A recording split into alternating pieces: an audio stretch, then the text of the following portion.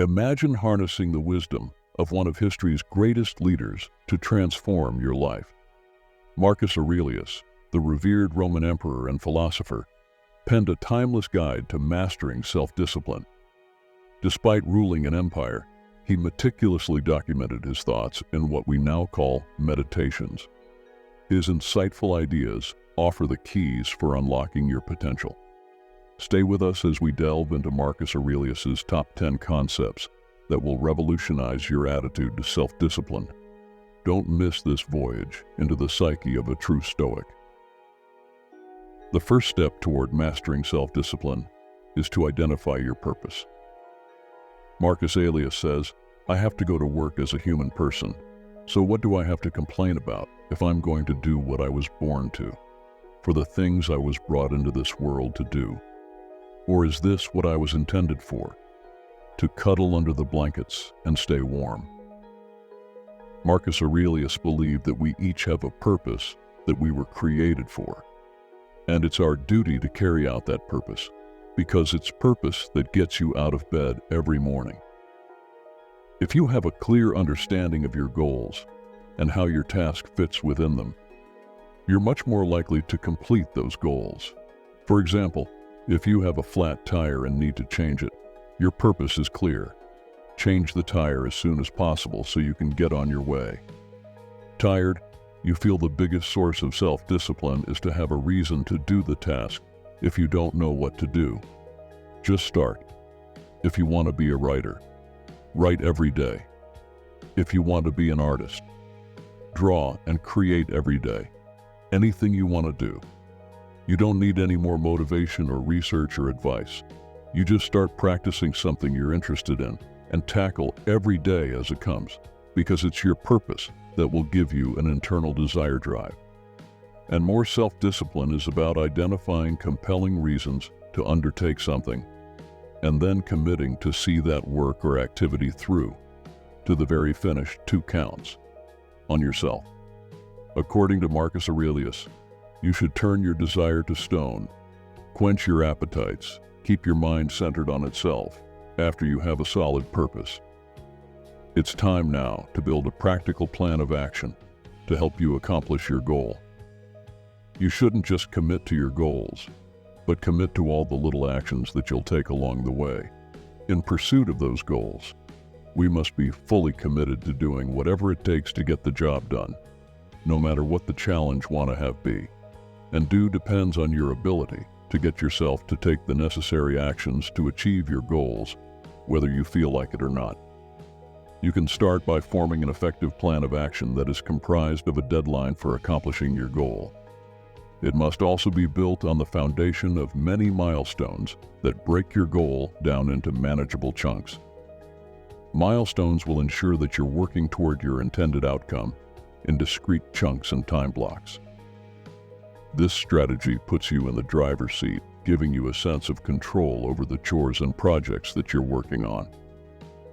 What you're ultimately wanting to prevent is becoming overwhelmed. Overwhelming can rapidly devolve into procrastination, and procrastination can lead to stagnation. And of course, where there is stagnation, self-discipline cannot exist. Marcus Aurelius says that 3 people show up every day. You must develop your life action by action and be content if each one achieves its goal as far as possible. And no one can stop you from doing so, even after having a solid purpose and a practical plan. 95% of us fail to attain our goals because we fail to be consistent. We need to show up every day and put in the effort. The mere act of turning up and immersing yourself in your art works wonders for mental endurance. You need to cultivate focus and come to terms. The difficult process that it takes to achieve anything remarkable requires you to put in numerous hours of work before you reap any of the advantages. Self-discipline is nothing more than the habit of consistency, finding the motivation to do something again and again until you do it on autopilot and start seeing results. So even if you fail once, for example, if you don't exercise when you know you should, this doesn't define your character. Your ability to keep going is what molds you into a disciplined and strong person. A bad day does not have to become a terrible week or a poor year.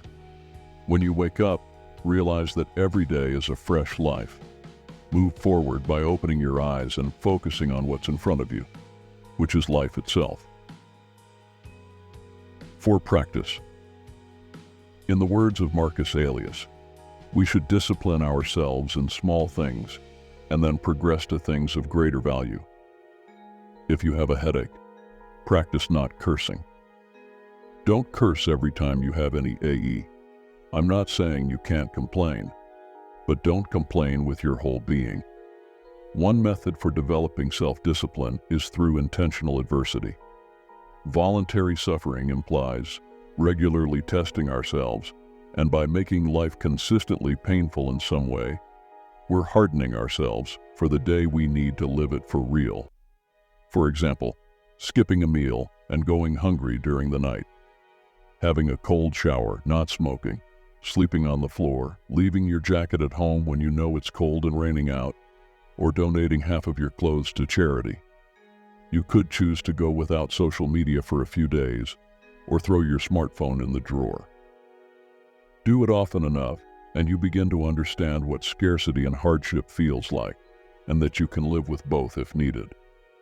Marcus Aurelius says you have power over your mind, not outside circumstances. Realize this, and you will find strength. Being worried or bothered by small things immediately is awful for discipline. Goal. You're working, and then thoughts and concern over something external that's beyond of your control derails you. The greatest thing you can do in these instances is to employ Epictetus' dichotomy of control. Reinforce to yourself what's within your power and what's out of your control. If you embrace and accept what's out of your control, you will experience tranquility. Refer to the following wording the next time you're distressed and distracted. Aurelius. Do your job without complaining. Have you uttered any of these? I was just born this way. I never learned anything different. My parents set a poor example. Everyone else does it. Or what are these excuses that people make to justify staying how they are instead of attempting to become better? You need to accept responsibility for why me. Mentality is an enemy to mental toughness. You may not be at fault, but your life depends on you determining what's within your control and taking those things into your own hands. You must train yourself to frame these things this way, instead of immediately resorting to self-pity. It's certainly easier to blame others when something goes wrong, but those with a degree of mental fortitude are able to step up even when it's not their fault and right the ship. Be that person who steps in to take action, not the one who looks the other way and casts blame. If you victimize yourself or your current position, you relinquish control and absolve yourself of personal responsibility. And without a sense of ownership, meaningful progress becomes impossible.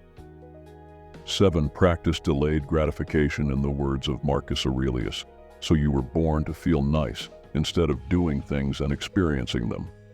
Don't you see the plants, birds, ants, spiders, and bees going about their individual tasks, putting the world in order as best they can, and you're not?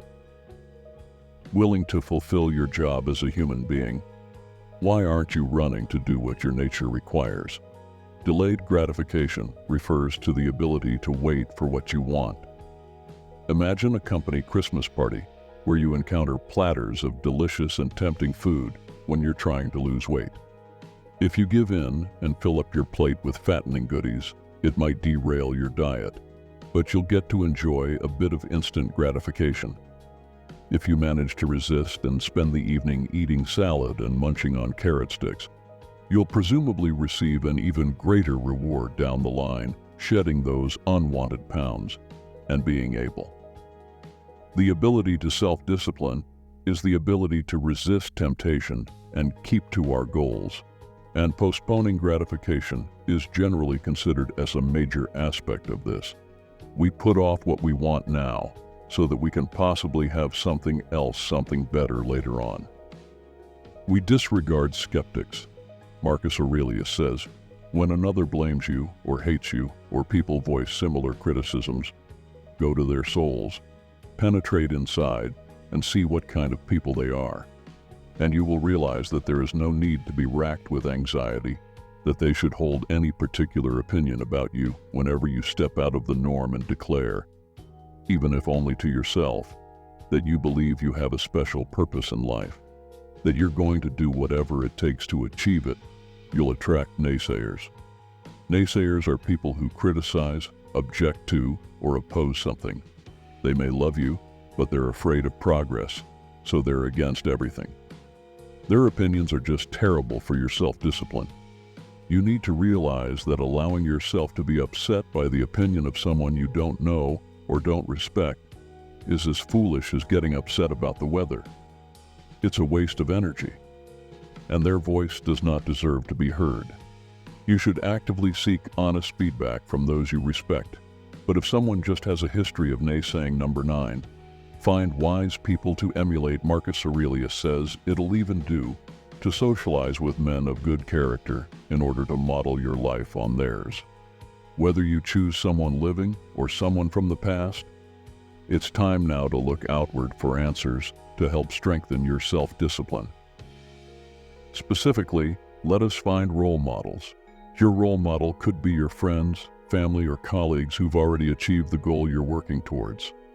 Ask yourself who's doing this right now, who successfully achieved this goal, who successfully mastered this habit, who successfully made this change, who has the necessary self-discipline in this area, and what can I learn from this person that helped me in my journey? Take the time to ask these folks how they disciplined themselves, how they followed through with specific activities that brought them their desired outcome, and then use their experience to help you discipline yourself along your own personal journey. Journey number 10. According to Marcus Aurelius, these are the properties of rational soul: self-awareness, self-examination, and self-determination. It reaps its own harvest and succeeds in its own purpose. One of the finest methods to become more disciplined is to evaluate yourself and identify your weak places. Be brutally honest and use this time to communicate with your subconscious. Consistent nighttime retrospections will allow you to grow more self-aware through every step of your day, because you will actively gather knowledge to prepare and explain productive responses to these questions. Consider what I did well today, where my discipline and self-control were tested, and what I did well. What did I do wrong? Why did this happen? And how can I improve now that you know how you can improve tomorrow? But don't beat yourself up. Be like Seneca and forgive yourself. Research shows that forgiving yourself, not beating yourself up, prevents you from continuing to put things off. And don't just be critical of yourself. Think about what you did well so you can repeat it tomorrow. Be appreciative for the good that happened today. If you enjoyed this video, please subscribe to our channel. Thank you for watching.